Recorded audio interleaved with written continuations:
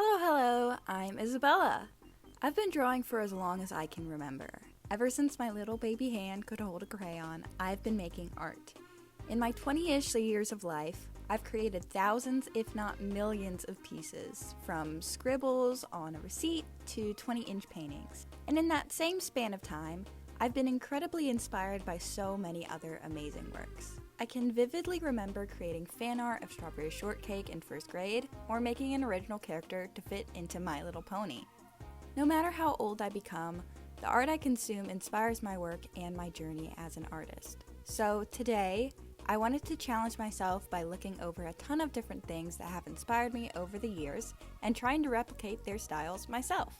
Like I just said though, there are so many different media and artists that have inspired me, which made it extremely difficult to narrow it down to only 10 styles.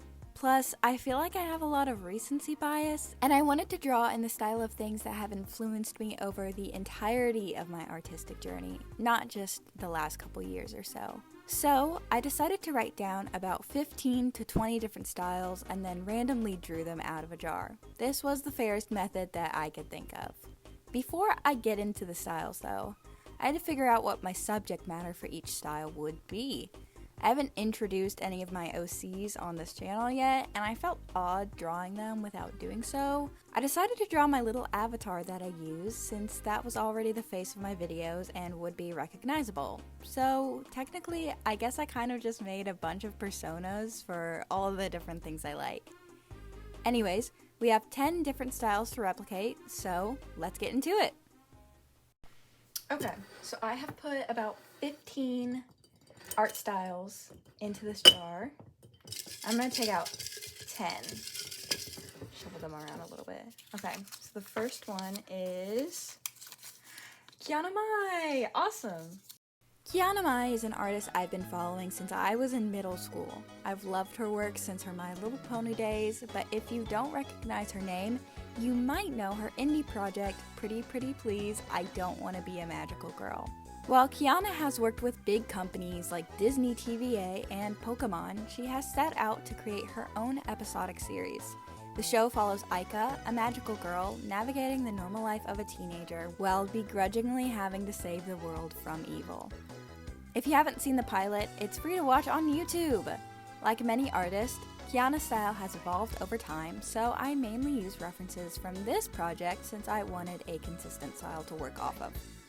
Kiana has always been someone I have looked up to, so I knew I had to throw her name in the pile, and I'm so glad I got the chance to study it.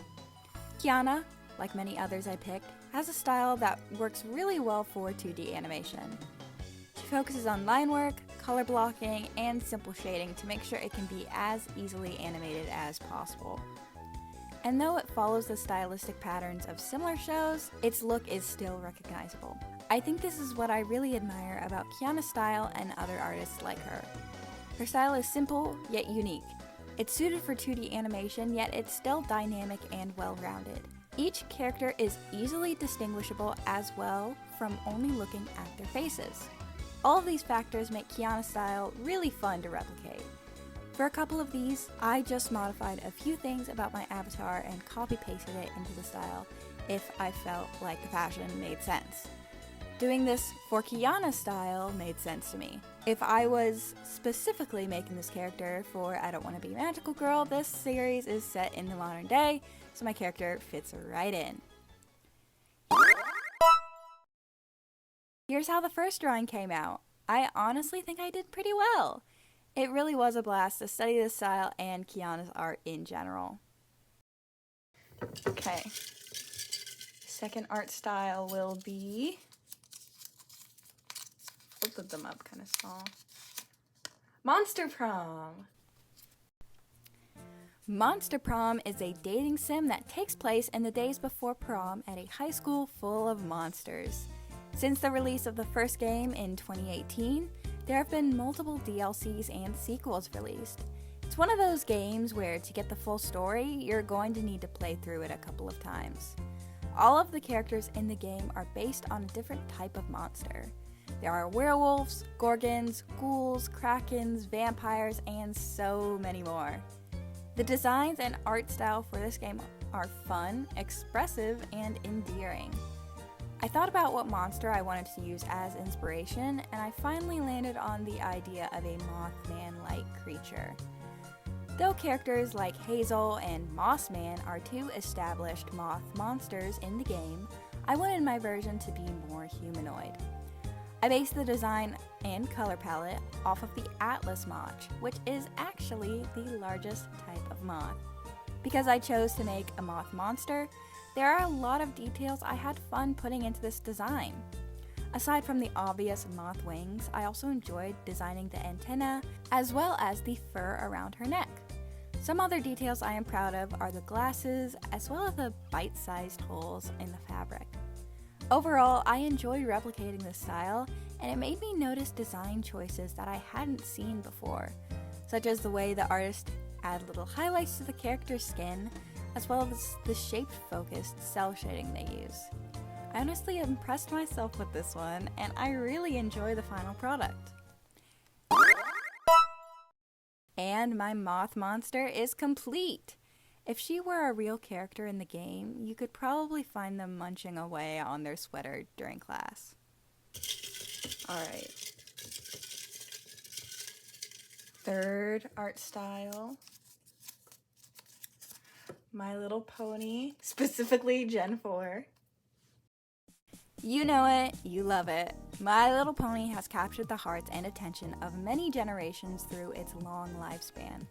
I remember owning multiple G3 ponies and playsets when I was really young, but I got into G4 when the Royal Wedding Special came out. For some time, I would probably cite this show as one of my main interests. I was super into making next-gen and original characters to fit into the show. Because of this, I've already had a lot of experience with this style, but I wanted to revisit it for old time's sake. My Little Pony: Friendship is Magic is a 2D animated show that aired from 2010 to 2019. I think everyone who is somewhat involved in online art spaces is familiar with this series. What you may not know, though, is that while the show is 2D animated, it's mostly created using Flash animation. Allow me to go on a little tangent here. This is a technique where instead of hand drawing every single frame of animation, artists basically make puppets of every character. In the long run, this makes the animation process a bit less tedious. Some people may find this method cheap or consider it cheating, but I don't think that's true at all. Each part of the character is still hand-drawn by a team of very talented artists. This technique just makes it so that the animators don't have to spend days on end coloring in Rainbow Dash's hair. This method is especially useful for this show because of the cutie marks. Not only does this method help the animation process, but it also ensures consistency. Keeping this all in mind when designing my character, I wanted to make sure I kept my pony visually interesting while still catering towards the animation techniques used for this show. I also had to take into account both line weight and line color, since I feel these are both key aspects of this style. When designing a My Little Pony character, I feel like the first two questions all artists ask is 1. What species will my pony be? And 2. What will their cutie mark be? I decided to make my pony an earth pony. While it may not be as interesting as a unicorn or a Pegasus, I just felt that earth pony felt right for me. Plus, they don't get enough love, which I particularly have to blame on the series itself. As for my cutie mark, I took a ton of inspiration from my own Sona as well as my profile picture here on YouTube. And when I sketched out this cute little worm eating an apple, I knew I was working with something good. I honestly don't know what she would do though. Maybe she's part of the apple family and helps catch bugs that try to eat all the crops. Either way, I do love the cutie mark I designed. And here's my little pony.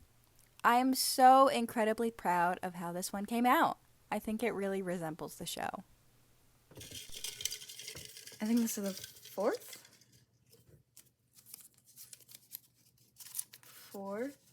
Okay, I really wanted this one, but I'm also really scared.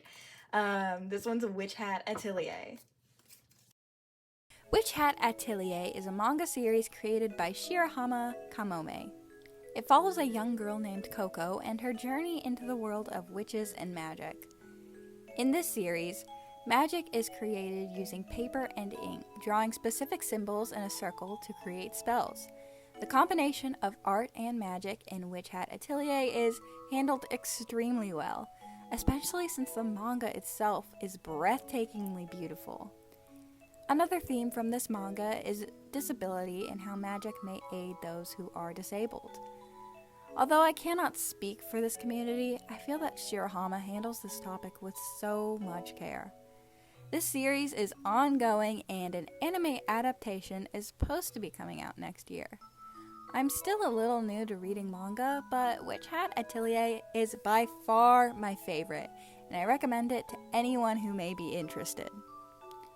As excited as I was to work in this style, I was also incredibly nervous. I actually ended up making this one last since I knew it was going to take a lot of time and precision. Shirahama has a very detailed way of doing line art and hatching. She actually works with traditional ink and pen when drawing the manga, but I decided to stick with my iPad for this one. I was very intimidated at first, but once I started getting the hang of the style, I ended up having a lot of fun. I've been meaning to create a character for this world for some time now, and I'm happy I got the chance to do so for a video. While I really love the design and outfit I came up with overall, I do have to say that my favorite part is the cap I settled on. In Hat Atelier, which is where these hats called pointed caps that are personalized for each spellcaster. Each cap has a tassel that is identifiable to the witch that wears it. Tassels even tie young witches back to their professors. These are very important design elements within this series, and it was important to me that I was satisfied with my design. So, for my cap, I took inspiration from maypoles for the tassel. I added lots of ribbons that crisscrossed along the cap and sprouted out of the top. I also gave my witch a little ribbon so that she could secure her cap around her head. I felt that this design was both very charming and original. Another important design element of the series is a witch's cloak, which they use to cast magic. Non-witches of this world do not know that spells are created with just pen and ink, and to keep this information hidden, witches need to make sure no one sees them draw these symbols. I had a lot of different ideas for my cloak.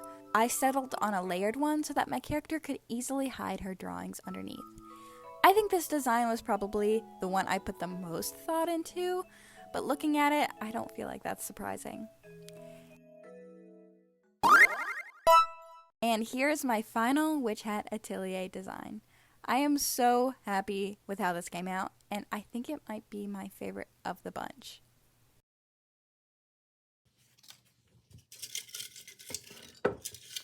Okay, it's the 6th, I think.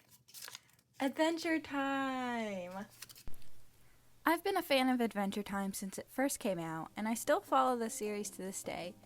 Adventure Time is a Cartoon Network show that aired in 2010 and followed the adventures of Jake the dog and Finn the human. Though the main series ended in 2018, there are multiple spin-offs that are still in production today. I'm incredibly excited for the next season of Fiona and Cake, and I can't wait to see what other stories will come from this world in the future. I'm both inspired by the cutesy style of the show as well as its overall writing and consistent sense of humor. This series has pulled at my heartstrings and has made me cry, while it has also made me burst out laughing at admittedly simple jokes. I feel like Adventure Time style is deceptively simple. While, yes, it is definitely not as complicated as others on this list, a lot of thought still needs to go into character designs for this series. Ooh is a very strange world with interesting inhabitants, which is explored throughout the series. I decided to take most of my inspiration from Princess Bubblegum and the other princesses within the series. Finn is the only human for a majority of the series, so I decided to base my character off of an apple the same way Princess Bubblegum and her subjects are based on candy. Like many other styles I picked, Adventure Time has a simple look since it is a 2D animated series. Despite how simple some parts of the design are, it is instantly recognizable and unique.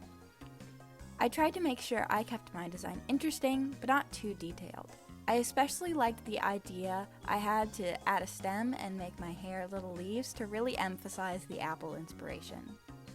I also added a little caterpillar as a friend, 100% inspired by Shelby the worm. I used my usual color palette since I felt like it complemented the apple inspiration. I don't think this character would necessarily be a princess, maybe she would just be a gardener or something living in Ooh. I think my final design for this one is pretty cute.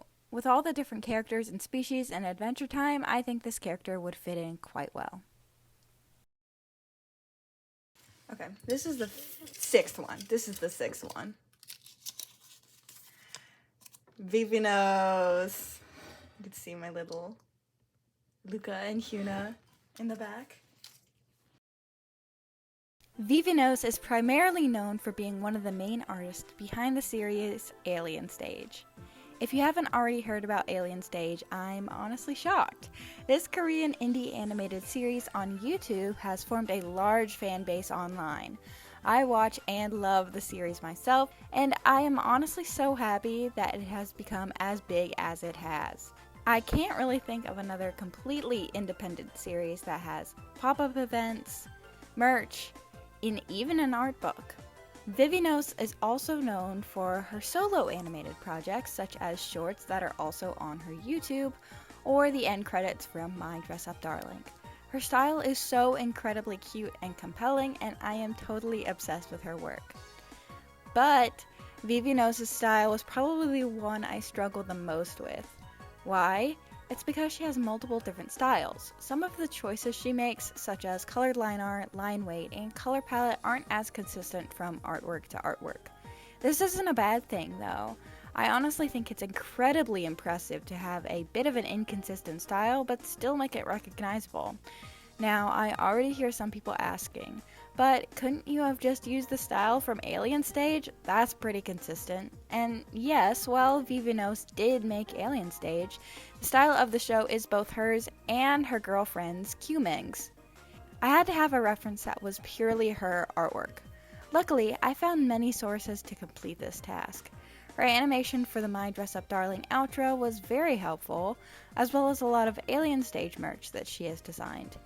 In both of these sources, she uses thick line art, colored lines, and a very bright, colorful palette. And while I wasn't replicating Alien Stage's style directly, I still wanted to make a Sona that could be in the show. Because of this, I completely strayed from my usual colors that I instinctively used. I swapped my reds, yellows, and greens for turquoise, neon purple, and periwinkle. I think this palette captured the flashy and futuristic vibe of Alien Stage, while being very similar to colors Vivvenos likes to use in her own art. I think another one of the reasons I struggled was just the design itself. I wanted my character to look like it would fit into the world of Alien Stage. Though I am confident in my character design abilities, I have never been great at designing futuristic or sci-fi characters. I struggled making an outfit for my character in this style, but despite this, I still think what I made was cute. I especially liked the ribbon belt I drew since I feel like it adds some fun shapes to the design. Overall, I'm satisfied, but I feel like if I took another stab at it, I could come up with a better design. And here's the final design. I think that despite my struggles, what I came up with is still successful. Do you guys think I would have a chance at making it through Alien Stage? Okay, this is gonna be the 7th. Okay, what's this one? Oh, Strawberry Shortcake! I think everyone knows who Strawberry Shortcake is, but if you grew up in the early 2000s like I did, you're probably familiar with this specific version of her. Though the character has been around since the 70s, I think this design is the most iconic. But I'm also biased because this is the Strawberry Shortcake I grew up with. Either way, each character in the series is named after and inspired by a type of dessert. I figured I would base my character after apple pie. I feel like this was the natural decision based on how my persona already looks. I decided to go with the style that was used more in the books and product designs rather than the style used for the animated show. I thought it was a better choice simply because I felt like it was more visually appealing. Honestly, I found the style to be really soothing and fun. Maybe this is because it was so nostalgic for me, but I love the way these characters are designed. The differences in line color and shading were two aspects that I loved, and I also took note of the variety of line weight used in this style. I always love doing line art with differentiating line weight, which is sometimes hard to find, especially for animated shows. I also loved being able to draw an outfit inspired by early 2000s fashion. I honestly didn't have any challenges when faced with this style, and I thought it was both a great exercise and a sweet trip down memory lane. And here she is! Like I said, I think this character's name would be Apple Pie, not to be confused with Strawberry's little sister, Apple Dumpling. Alright, this one will be the 8th style. I'm trying to mix them up really good. There's not many left. Mob Psycho 100. Mob Psycho 100 is such an eye-catching and charming anime, and I'm so excited that I get to replicate this style for this video. I know some people aren't as fond of the style or think it's a bit ugly, but personally, I love it. The style sets itself apart from other anime because it's not afraid to step outside the box.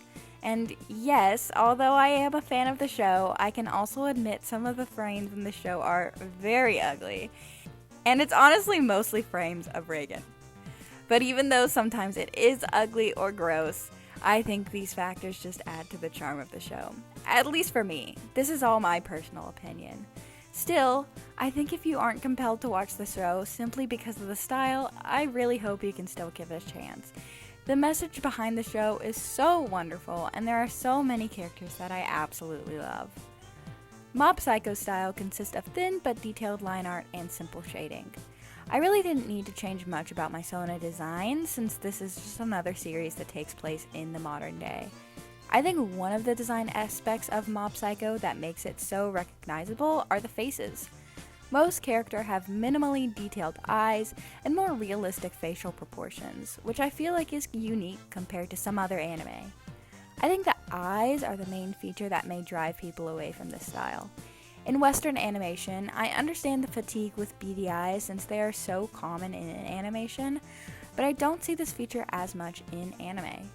Another unique aspect of this show is that most of the line art is a dark green rather than black.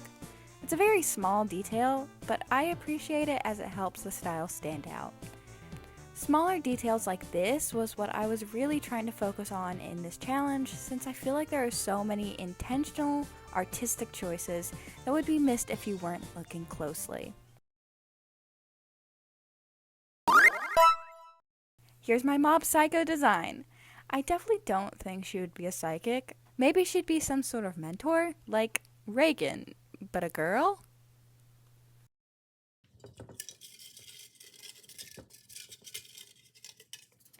Okay. This will be the 9th one. Oh, I was really hoping I'd get this one. Infinity Train!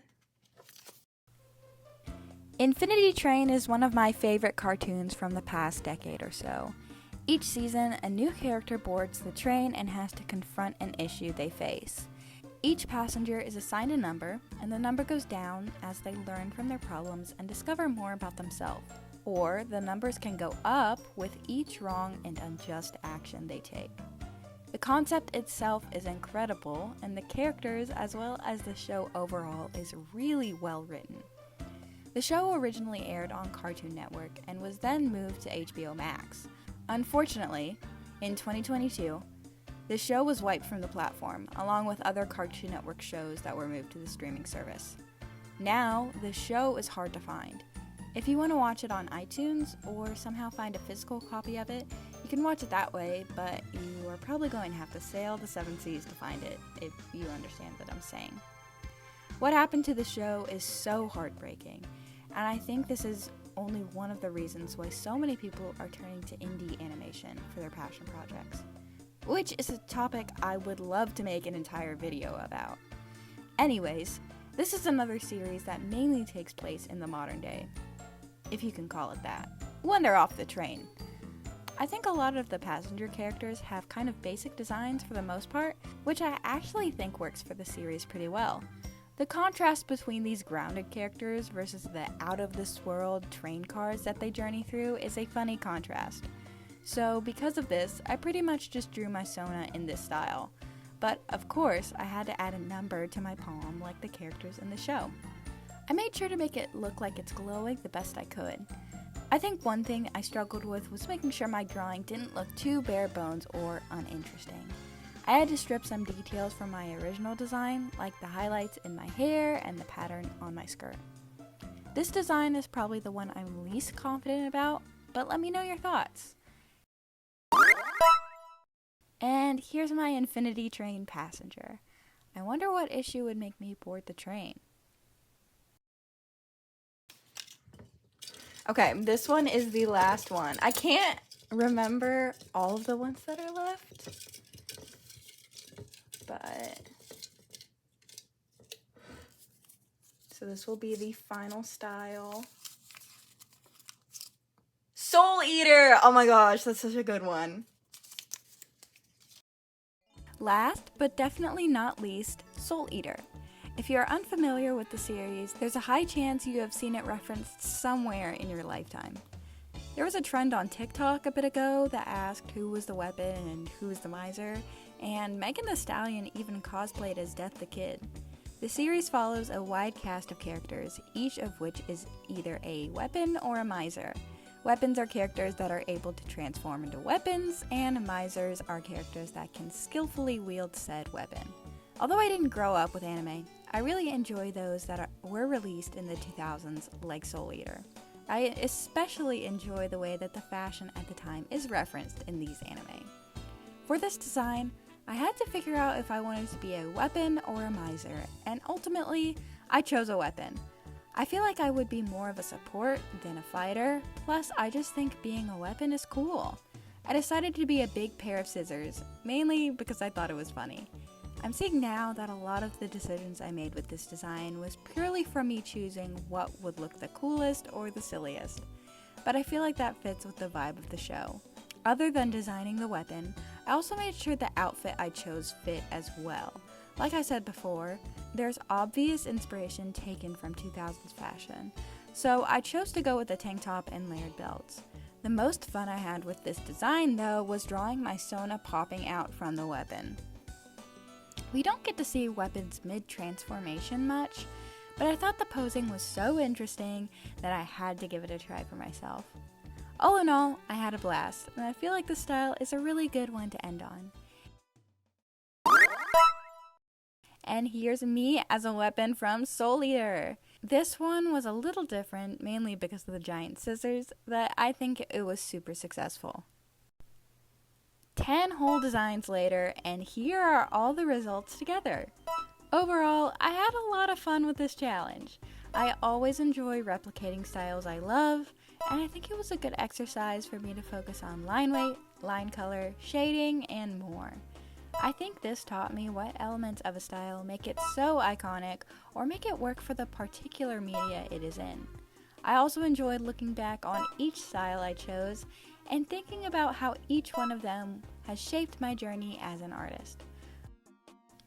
Please like the video if you liked the video, and make sure to subscribe if you would like to see more from me.